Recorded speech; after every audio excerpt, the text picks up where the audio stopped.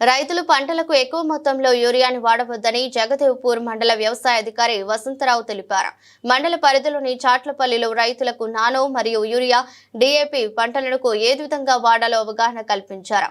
అనంతరం మాట్లాడుతూ 500 ml nano urea 45 కేజీల యూరియా బస్తాతో సమానమని, రైతులందరూ నానో యూరియాను వాడి ఖర్చును తగ్గించుకోవాలన్నారు.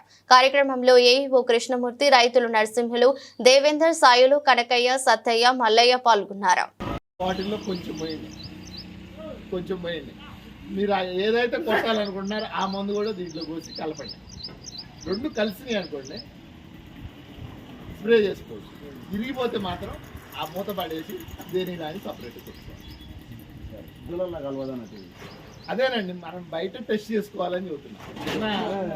చిన్న మూత తీసుకున్నాం, దీంట్లో తీసుకొని మీరు ఈ నానో యూరియా కొంచెం పోయండి.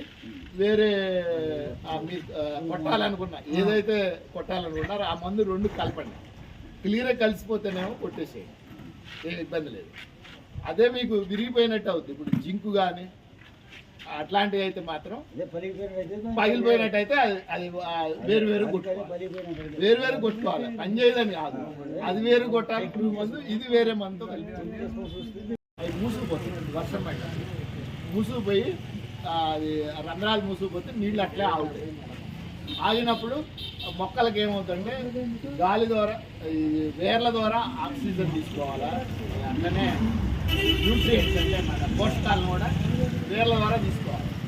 ఇట్లా నీళ్లు లేకపోతే చదువుకున్నప్పుడు భూమి నుంచి ఏమి తీసుకోలేదు. మొక్క తీసుకోక ఆహారం తీసుకోకపోతే ఏమైతే నీరసం వచ్చి తలవాలు చేసి అట్లా ఇక అట్లే కొన్ని రోజులు సాగితే చనిపోతుంది.